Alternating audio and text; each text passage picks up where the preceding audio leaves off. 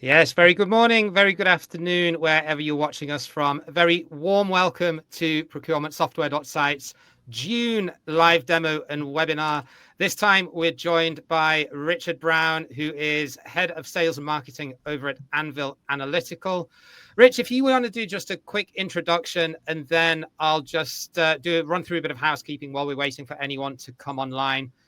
So yeah, just give a quick intro to who you are and where and your background, and then we'll jump back. Yeah, very happily. So yeah, been on board at Anvil for 2.5 years or so. The time has absolutely flown, as it always does.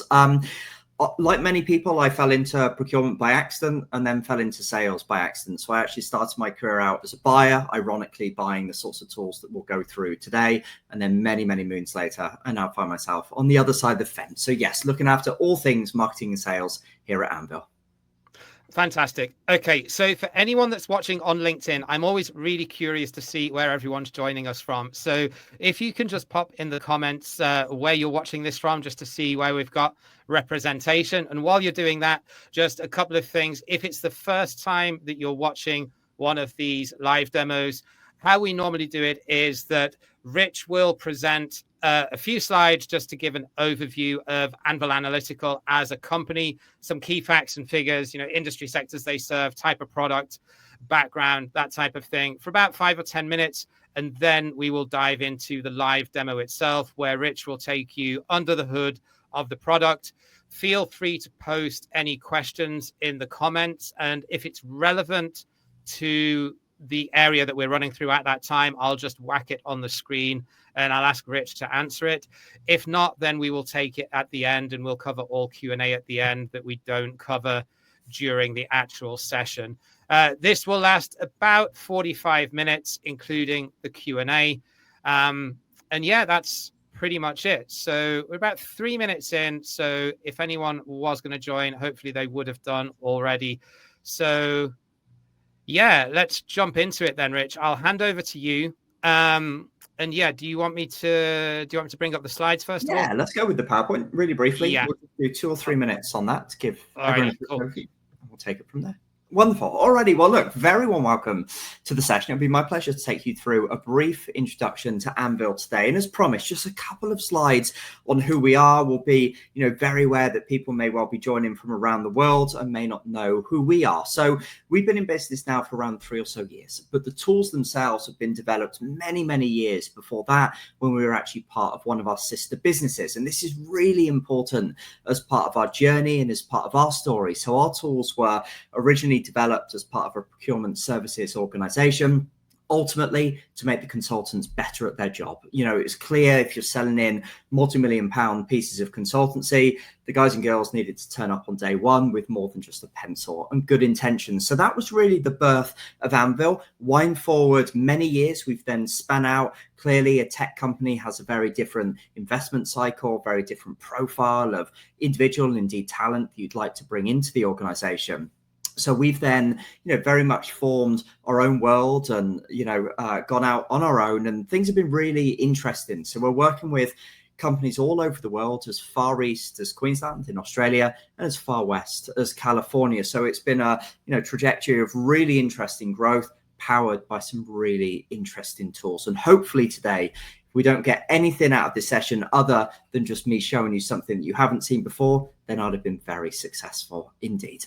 In terms of, how we're perceived in the marketplace, this has been an area of real strength for us. So if you look at Gartner Peer Insights, it's available on the internet. We're actually the highest rated spend analytics organization. And that's something that's voted on not by some ratings agency, but by the users of the system themselves. And that's something that's really important to us. Now, in the interest of time today, we'll cut the PowerPoint pretty much just there. There is a bit of a wagon wheel slightly later into the deck, and we've got loads more information available on our website, and that will give you just a little bit more of an overview indeed of what we cover off as a business. For today, I don't want to throw too much at you, so we'll just look at a few of our modules that I've handpicked to take you through, and hopefully, as I say, you'll see something a little bit different. But yeah, James, in terms of the presentation, that's everything. So we can head into the demo. Perfect. Alrighty, so you should be able to see the login screen just now if all's working okay. James, I'll let you confirm on that front. Yes, we can. Sorry, I was on mute. No problems. It's always the way. It's always the way.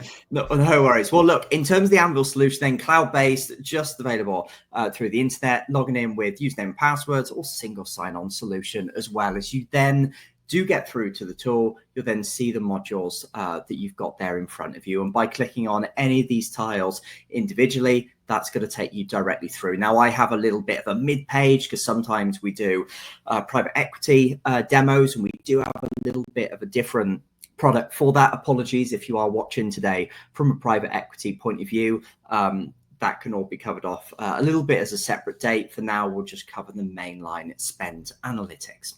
So in terms of what Anvil do then, you'd have seen at the end of the presentation, I very briefly flashed up the implementation slide.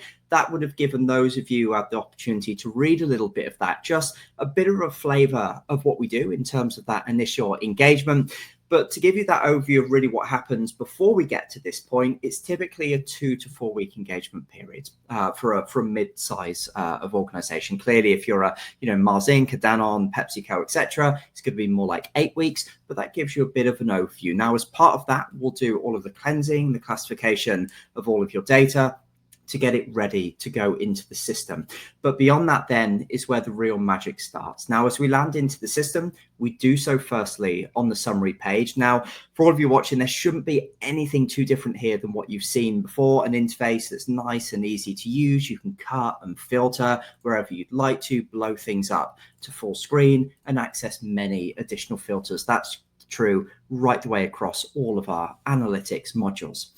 How things then start to really diverge is in two main areas. Firstly, around configuration. So whatever you'd like to see as an organization, as long as we can harvest the data for that, we can show it to you. Now, that doesn't just have to be data that's available in ERP. That can be data available in contracts, invoices, supplier policies, etc. We can use our AI LLM powered technology to harvest absolutely everything and display it for you.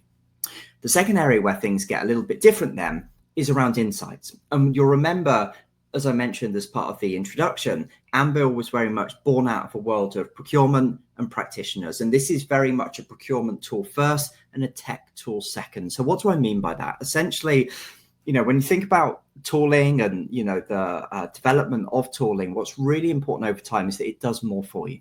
And we've been well used to for many years, an expectation that spend analytics needs to cleanse and classify and give you some visibility of your spend across the organization. And that's a really good place to start. But what you'll increasingly see, I believe, in the marketplace is more tools that can give you so much more. And essentially where we are from an Anvil point of view is being able to do, so much more than purely just visibility. It's actually offering real insights. So in order to deliver those insights, we do a range of different things. So we take your data, cleanse and classified, be it from PDFs or be it from ERP, etc. And then we start to introduce it to the Anvil data lake. So every single one of our hundreds of engagements that we've done around the world, we classify every single bit of data to a central taxonomy. And by doing that, that gives us the ability to introduce your data to this huge data lake to then be able to play back to you some really interesting external insights. And we'll then, of course, do it in your taxonomy and we'll map everything back. What we'll then also do in conjunction with that is we'll introduce these algorithms or levers, as I call them. We'll have time to have a look at a couple of them, I promise, today. And that's starting to really interrogate your data to start to view, okay, what's the shape of this data?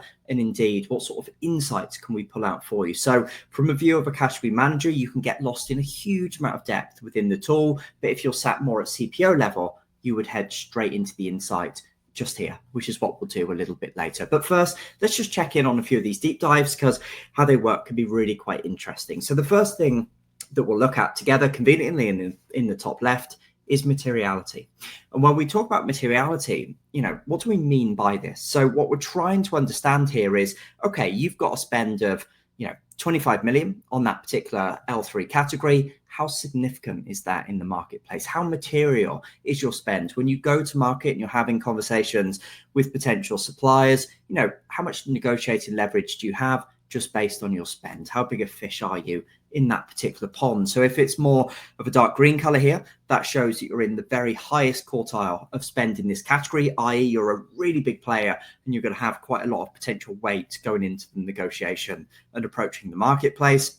If it's more of a red color, or indeed, lime green just here, that shows that you're in a very low materiality rating, i.e. you don't have an awful lot of buying power compared to other organizations shopping in this space, for example. So is that taking then, Rich, aggregated data from all of your different customers and just anonymizing that and just giving a ranking based on how much spend you've got going through the system? Is that how that works? Yeah, exactly. One of the questions that we often get, James, in line with that the audience may well be wondering is, oh, look, I'm a, oil and gas, player. How is this relevant to, a retailer? Well, the key thing is that if you're both buying travel, it doesn't matter what type of business you are, you still need to put people on those, 777s flying around the world or whatever it may well be. And, that's what's really key. So we, anonymize the data and we take that, very holistic cut right the way across the board just to give that initial level of insight. Yeah. And I had one question actually about taxonomy as well, just from the previous screenshot that you shared. So if I was a customer and I had my own taxonomy, and you mentioned that Anvil has its own taxonomy built in, could you choose one or the other, or could you mix and match if you felt that Anvil's taxonomy was more detailed than what I had as a customer, but only for certain parts of my spend that I wanted to do deeper insights on? Yeah, 100%. 100%. I think a lot of the larger clients that will come to us typically have their own, and that's great. Smaller clients typically like the look of what we've done. They might not even have a taxonomy. You'd be shocked at how often you get that. But a bit of a mixture is fine. We always offer a configurable approach on this front. So if there's elements of what we do that they really like, that's completely fine as well. And yeah, you just hit on that actually, but I think it's important to the audience as well, just to highlight that Anvil as a product is very versatile, isn't it, in terms of the size of business that can use it. And historically in the spend analytics play, it is changing now. And I know that you've got competitors that also do it, but historically spend analytics was very much enterprise grade software, but you actually have a solution and sort of a pricing structure that makes it very versatile also at the lower end too. Yeah, exactly. We've got a range of different packages that we have right the way from bronze through to gold, and also pricing structures for different sizes of organizations as well. So we do have our SME pricing that really suits, much smaller national organizations. I would say if you spend, anything above 50 million pounds or euros equivalent a year, then, you will get a lot of value from this. And there's going to be a price point that will suit. But then, right the way up to big enterprise clients, then, clearly we play there as well. Yeah. Perfect. Just in the interest of time, I'm going to whiz into materiality really quick, just so people get a bit of a feel. So I've gone into our biggest category just here, 180 million of spend a year. And I'm going to click on some of our top suppliers. So straight away, as soon as we start to click through some of our highest suppliers, maybe some further insights start to come out for you. Again, this is more at category manager level, going deep, getting specific insights that are going to mean a lot to you as a buyer within this space. And straight away, we can see that we spend a considerable amount of money with this supplier in a given year. But actually, we've got most of our spend in London and just some of it in Miami. So, for example, is that going to be an area across the organization of rogue spend? Is that spend that we're even aware of? And even if it is spend that we're aware of, what do our rate cards look like in Miami? Are we really leveraging the fact that we spend an awful lot with them in London? Question. So again, that's something that the buyer can look into and make sure that they're fully aligned in this space. And again, with all of these deep dives, you can go in and get a huge amount of detail, whether it's how fragmented is my category, what's my churn rating, how many new suppliers am I introducing, or how does the growth of the category look, etc. You can really go in, look under the hood, make sure that areas of the organization like utilities here, which are wildly out of control year on year in terms of spend, are fully accountable. You can go down into them and really understand, okay, goodness, it's my water usage charges that are really driving things up. Give me an idea of the sort of suppliers in that space so I can have a bit of a look into them, etc. But really, as I say, the power of Anvil goes, much more beyond that and is all about insight. So what the tool will do is it will gather all of those categories, all of that aforementioned data, do millions of calculations on it and put together an opportunity range. And that range is always fairly wide, and that will depend on a low, medium or high output scenario. And what you can always do is go into a full opportunity matrix and see every single category down as deep as L3. That's always a level that's granular enough to run a project against. Or alternatively, as I love to, just go into the lowest hanging fruit and see what the situation is against each of these. So these are our top 5 biggest opportunities that have been called out. And again, I could have done an additional filter by business unit or category if I was particularly interested in that area. But pretending for a moment that I'm the CPO, I just want the absolute lowest hanging fruit and I want an insight into it. So there's been a savings amount that's been called out by the tool of 27 million. So let's understand a little bit more about that. So the first thing that it will do is remind you, how does your category rank up against some of those metrics that we've looked at? So you've got a high materiality rating. So, you're a big player in that particular market. Your spend isn't really growing and actually it's quite consolidated, but you've got a really high churn rating. So you're churning through lots of suppliers in any given year. So it's quite a medium to high output scenario here. The next thing it's going to do is going to give you some lovely narrative against each of those key areas. Ideal here for category plans and category decks. Couple more visuals just here, and then probably the most important aspect here to say, right, tool, Anvil, you've called out for me, you've got 27 million worth of savings. Great. But, how should I go about that? Based on your analysis, what should the strategy be? And what we're saying here is that based on all of the analysis and interrogation we've done in your category and of that particular data set, this area is most amenable to a compete-based scenario. And if we mouse over any of these in time, it's going to give us a list of activities that you should then go on to consider running to actually start to dig some of this benefit out. So you've got, high buying power in market. You've got lots of suppliers to choose from. Surprise, surprise, we can see, e-auctions, competitive tenders, expressive bidding, et cetera, et cetera. And that's where you start to see a little bit of the procurement DNA come out. I've given myself 2 more minutes to focus on spend. I'm going to do so by quickly touching on inflation. So you can see here I've clicked in the top right hand side and immediately I've flipped everything to inflation. And what we're doing here is we're doing an analysis of this category. So we're saying, right, firstly, for this category at L3, what's the kind of ingredients of indices that make up the inflationary picture within it? So here's all of these: metal, gravel, concrete, other builders, etc. What we're then doing is saying, right, if you were to take all of this spend out to market tomorrow, these are the sort of inflationary headwinds that you're facing into, about 3 million worth of cost push pressure. Not to say you're going to have to pay it. As procurement professionals, we're going to do everything to make sure that we don't, of course, but here's a bit of a heads up. Here's a bit of a weather forecast for you, so to speak. And then beyond that, we've then got that breakdown by commodity. Again, important at the point of going out to market, but also at the point, where you have an established supplier in place. They come in and say, hey, James, look, Fred, it's been a tough year for inflation. I'm just going to have to put the prices up by 15%. It's not my fault. It's just the commodities and indices that feed into our service. And of course, we've all been there. And of course, you can look at this and say, right, based on that financial breakdown, the indices that go into that product that you supply to me, I'm only seeing the 6%. Can you help me understand the difference, etc.? So this is going to do all of that for you. Again, very granular level. If you want something more at a very high level, we can do things around index sensitivity. Say, right, based on my team's analysis of your organization, the things that you buy the most of, here are the indexes that you're most exposed to as an organization. And if inflation were to swing 1% up or down tomorrow, this is going to be the financial pressure into your organization. So for this fictitious data set we've got here, this is a 2 million swing one way or the other. And with all of these, you can then mouse more into it and see how that particular inflation indice has trended over time. And again, this is fairly basic from a commodities and indices point of view. We do have a separate product on that. We call it market data in inflation that we won't be touching on today. So I'll give it a little bit of an honorable mention. But if you would like, far more information into these areas, big crops and commodities, etc., we do have that, but this is as deep as we go on this front.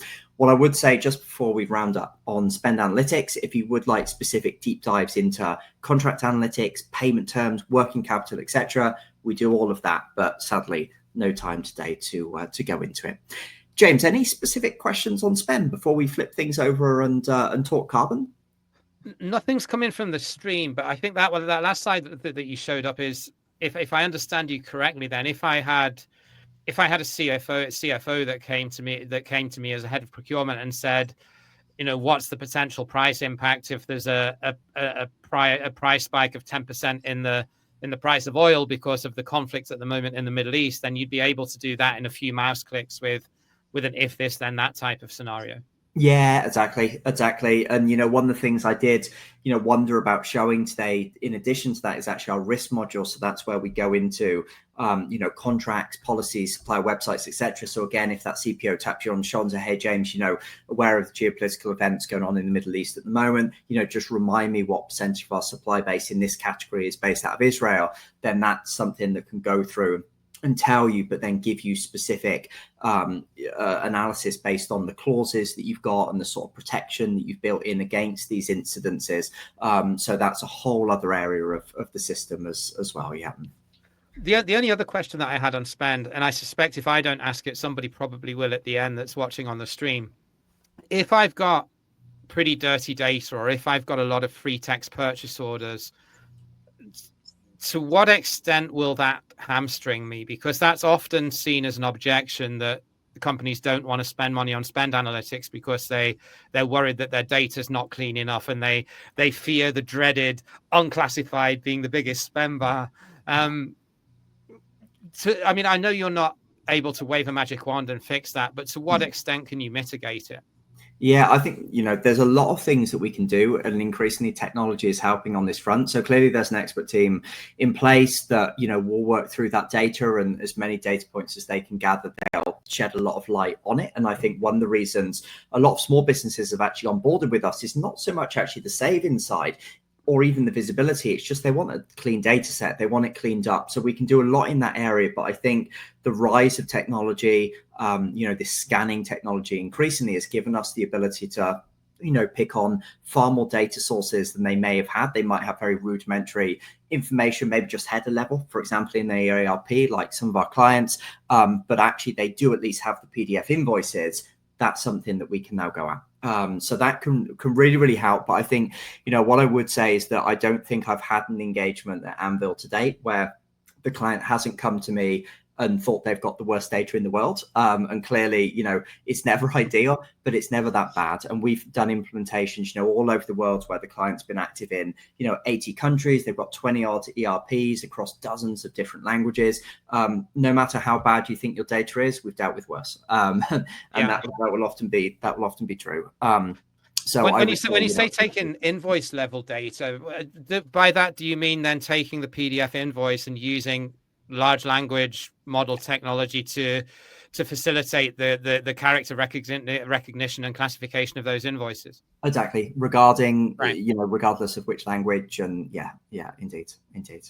Got it. Thank you. Okay, I think we can move on. There's nothing coming from the stream. So yeah, if you want to go on to the next phase, then yeah, go ahead. Yeah, happily, very happily. So clearly quite a change of gear on this front. I think on the carbon side, this is an area of procurement engagement that's becoming more and more key. If I think of the road to net zero and our green ambitions as a global people, this is something that is increasingly falling on the world of procurement, and it is a kind of once in a generation opportunity, I think, for procurement to really grasp a significant challenge and lead on it. And when we talk about scope 3, we're very much talking about the carbon that's responsible as a result of the direct purchasing that you do. And of course, as procurement people, that's something that we have a real chance to lead on. So when we talk carbon management within Anvil, there's two real parts to it.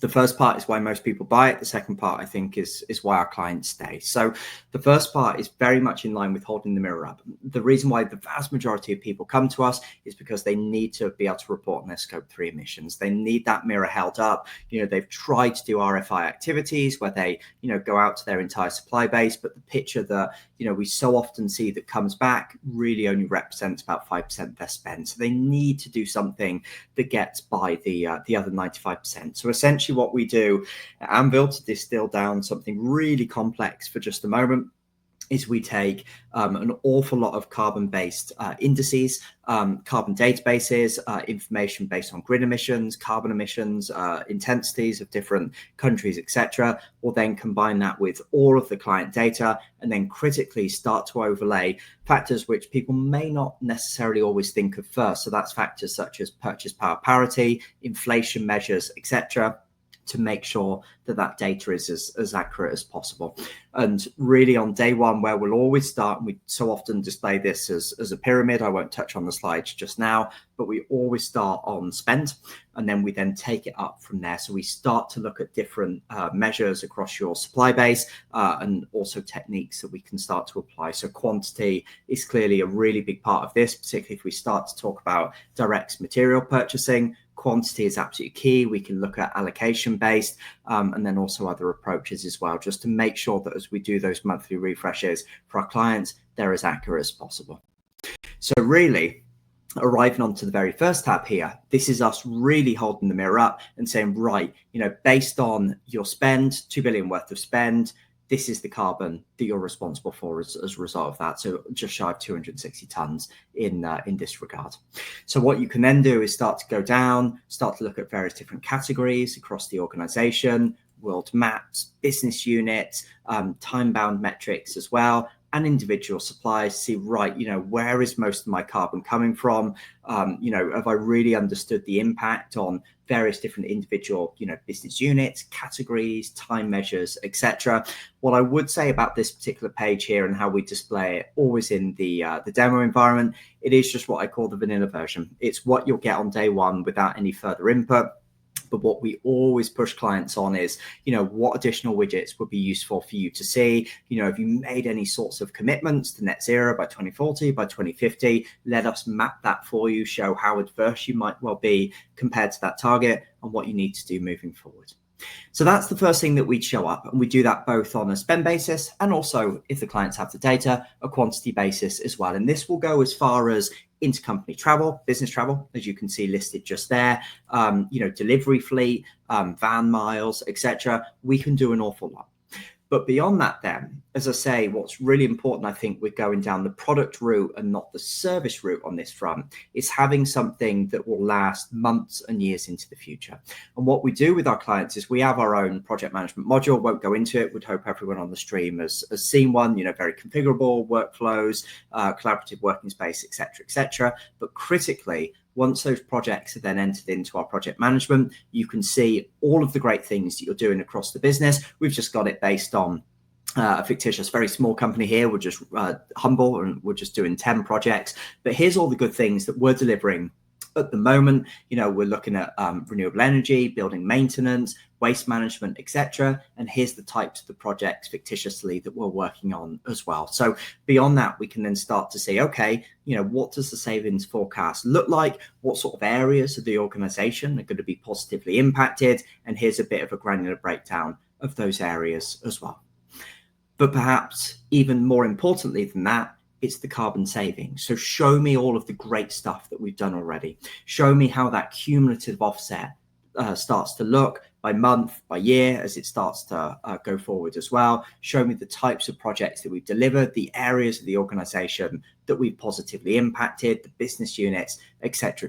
This is really key, particularly when it comes to promoting the role of procurement internally, really increasing the awareness of the great work that we can do as procurement in making sure that the organization sees all of the great stuff that we're doing as well. But you may well be sat there thinking, okay, you've shown me where we are today. You've given me a cool project tool and, clearly we can work on some projects, but where do we start? And the next tab that we always then come to is the carbon insights. And I'm so glad that I started with the world of spend, because this actually works really similar. So we'll look at what you're spending on. We'll look at how much carbon you're driving as a result of that. And then we'll then compare it to other organizations. So it may well be that you're sourcing, I don't know, lazy example, aluminium piping. And I'm sourcing mine from China and I'm spending 20 million pounds a year. But James is doing the same, spending the same, but he does so from Denmark. So all of a sudden, that difference based on grid emissions, the fact that Denmark is, overall running on renewables in any given average day of the year versus China, big reliance on coal-fired power, etc. I'm going to be adding more logistics miles, etc., etc. That could well be then an area that starts to be called out. So again, by category, business unit, reduction affinity models, etc., you can then start to understand areas across your business where you've got a potential saving. Within this data set just here, huge potential upside of about 50% for us to really start to look at.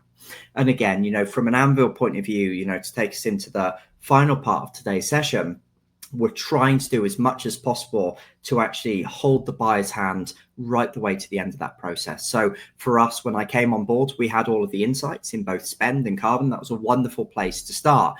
But actually, one thing that always kind of bugged us, I would say, in the last couple of years is we want to do more for buyers. We don't just want to give an insight to say, right, one of your top 5 areas of savings is here. Do you know anything about that category? Not really. Here's some additional information, but it doesn't take people quite as far. So we want to go that one step further. So within the world of carbon, what I can actually do just here is flick on over to what we call the risk sourcing area. And again, if this was a production environment, this would just be an additional tab within carbon here. I keep it within my risk demo. You'll see why as we go through, but you may well say, okay, I've been served up an insight to say that we can save a little bit on aluminium piping. Great. Where else in the world could we get it from? So first up, you'll go to the export map. You'll then choose the type of good or material you'd like to look at. Conveniently, we're going to go with whiskey today, and you can then look at this and say, oh, okay, I didn't know that we could get this from Switzerland and Greece as well. That's pretty cool. Let's see how that could start to shape up. So we'll go to the risk map, and then we'll then start to type in these countries. And here, what we're then starting to do is a bit of a 3-way comparison. I mentioned Denmark earlier, so I'm going to throw those in just here, and then we'll go with Canada as the final one. We're then going to look at transport methodologies as well. And again, if you want to look at sea freight and that sort of thing, air freight, we can add as many on as you'd like to. And the risk factor then is going to be carbon. And with the destination there set of the UK defaulting to my country, you can then start to see a 3-way comparison. Essentially here, the greener, the better. Switzerland ranks best, and Canada, slightly unsurprisingly, on the carbon front, ranks the worst. And then here, we can then start to do a 3-way comparison, looking at each of these countries. Again, whether it's carbon that's key to you, this could well be really useful. But actually, if it's more of a wider ESG appraisal, then there's lots of other stuff clearly that we can give you as well. So what I would say as we start to wrap up on carbon is, yep, we'll hold the mirror up. We'll show you what your scope 3 emissions are. If you'd like to understand your scope 1 and 2 emissions as well, we've got some fantastic partners in that space. But really, it's providing that end-to-end look at not just holding the mirror up, but giving those insights to actually help you to a far more greener future for your supply chain, etc. James, I'll finish by going onto Anvil AI and showing what we're doing in that space, particularly on the agentic side. Any questions at all on carbon before we change gear to the final segment? There's nothing coming, Rich, specifically related to carbon. There are a couple of more generic questions and comments, so I'll pick those up in a few minutes when you're done with the presentation, because they're not really relevant to this specific module that you're just finishing off. Good. Alrighty. Very good. Well, look, we'll kick on with Anvil Insights. Now, as I mentioned with the world of Anvil AI, one element that we do within this space beyond the document intelligence and scraping of the documents is far more around this agentic side. And it's, that scenario where you've been shown a top 5 areas of opportunity, pest control comes up as one of the top ones, and you've got no category expertise within pest control. Yes, Spend Analytics has given you a good shape of the category and some good initial strategies to go about it, but you don't know about regulations or accreditations or whatever it may well be on that front. So you need your hand holding far further down the line. That's where this comes in.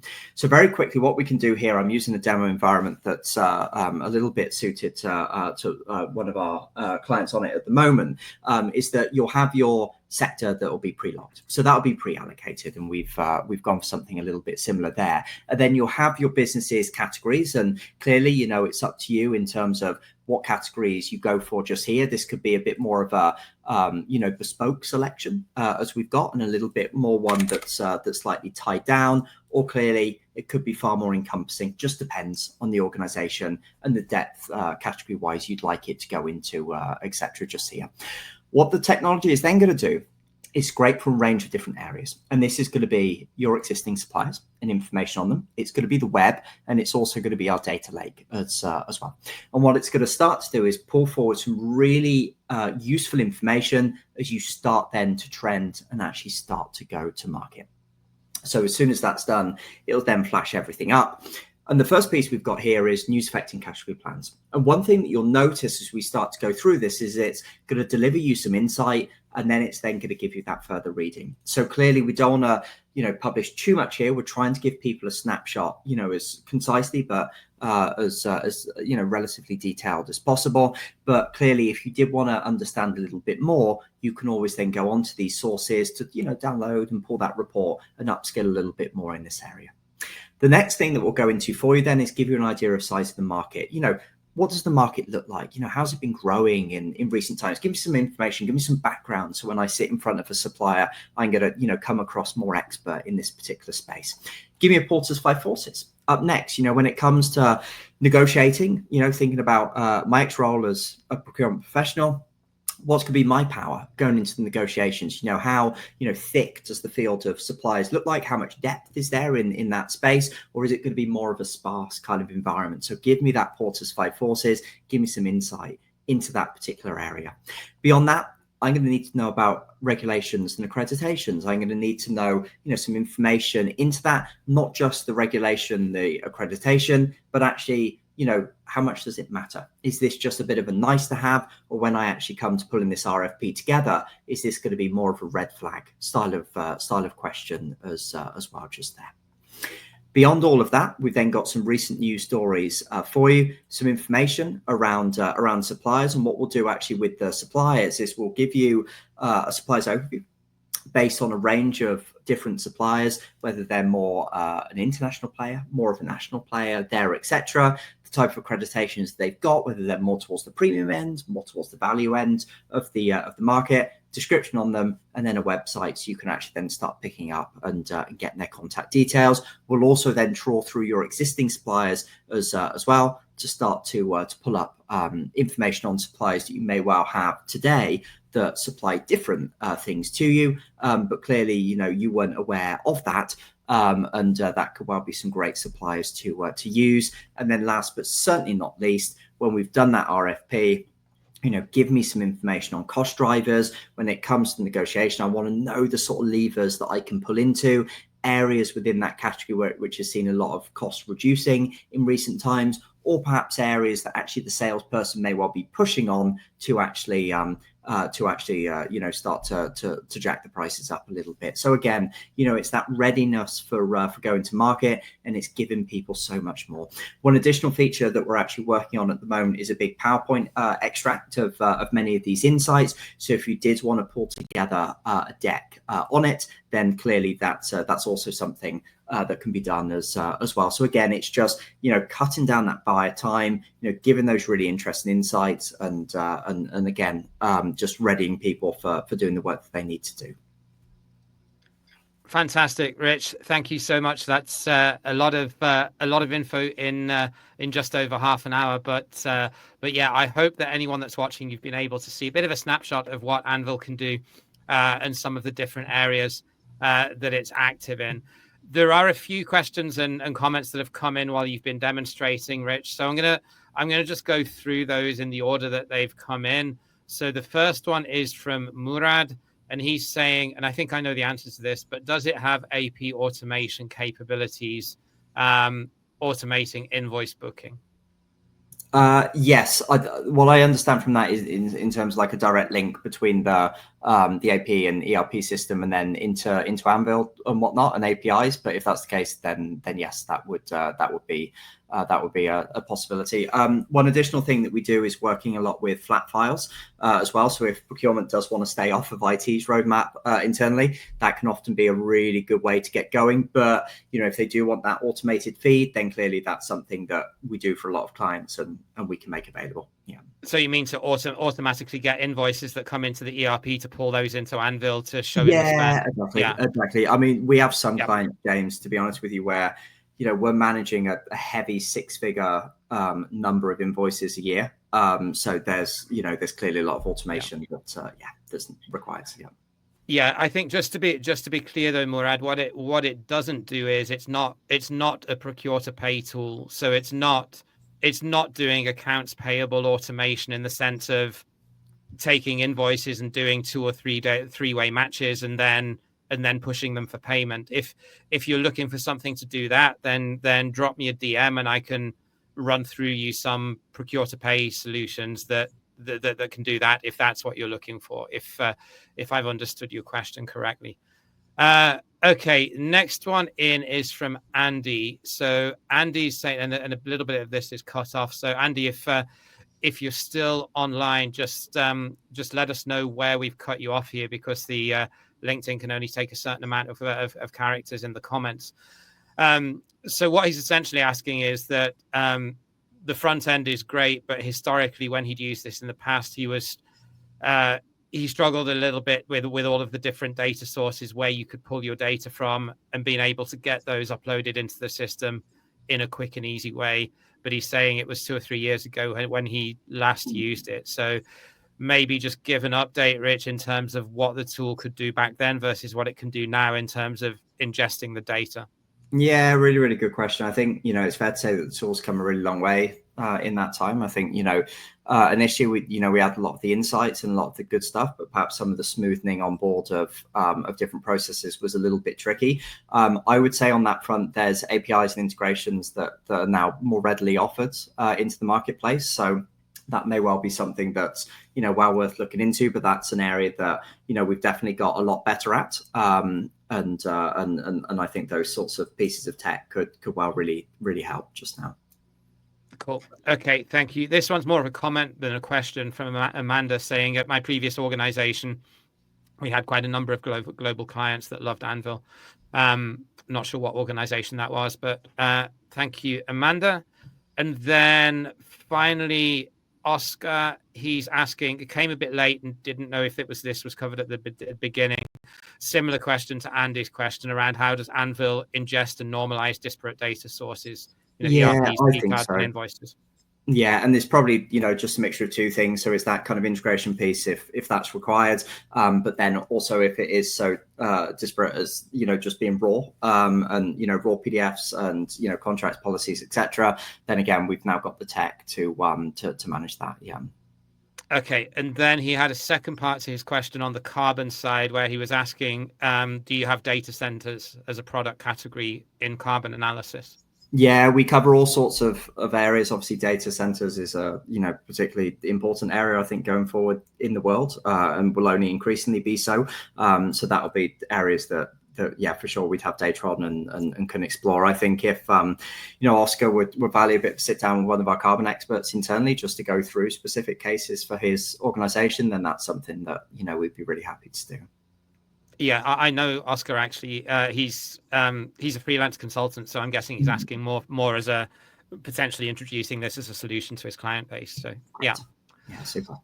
Thank you, Oscar. Okay, that's everything that's come in for now, Rich. So I guess before we sign off, just a couple of things. So if you're looking to compare and contrast different spend data, carbon analytics solutions, or indeed any other procurement technology, remember we mentioned procure to pay, just go to app.procurementsoftware.site, which is my website where we have a database that contains over 430 procurement tech solutions. So you can put in against a number of different criteria. So if you're saying I'm a mid-market business looking for a spend analytics solution that is headquartered in Europe, for example, it would show Anvil plus whichever other software solutions match that search criteria. It's completely free to use on the front end. We do have a paid back end version that has more data points, which is really more suited towards consultancies or maybe even investors that are looking at investing in procurement tech companies. Before I sign off, Rich, I'll just hand over just for the last minute to you, just to give any sort of call to action in case anyone wants to learn a little bit more or see a more detailed demo. Just let everyone know what the best way is to get in touch with you, or if you've got any ebooks or downloadables that you want to point people to learn a bit more about the solution. Yeah, great question. We've got a wonderful new website which went live yesterday. So that's just anvilanalytical.com. Through that, you've got all sorts of different downloadables and of course contactable elements within it. So yeah, if you'd like to sit down, we try and make the sessions as less about us as possible, and really learn about your organization, your challenges and ambitions, and where you want to get to. So yeah, if you just fancy a bit of a chat, get in touch, and yeah, I'd love to pick up with anyone. Okay, Rich, thank you. It's been a pleasure. Appreciate being really well prepared and sharing the slides and the demo very, very efficiently. So for anyone that's watching, we'll probably be back in September with our next one, because July and August, as you know, is peak holiday period here in Europe. So nobody wants to demo their solution while everyone's on the beach. So keep your eyes peeled, and we'll announce the next one probably end of August. Until then, thank you very much for watching. We will send the link to anyone that wasn't able to catch it, or that maybe joined late or had to run off early. And we will also upload this to our YouTube channel. If you go to the Procurement Software channel on YouTube, every other previous live demo that we've done is uploaded on there too as a video, if you want to go and look at some of our back catalogue on there too. And Anvil should be up within the next few days as well, when we've edited it down a little bit. So thanks very much. Take care, and catch you on the next one. Cheers. Bye-bye.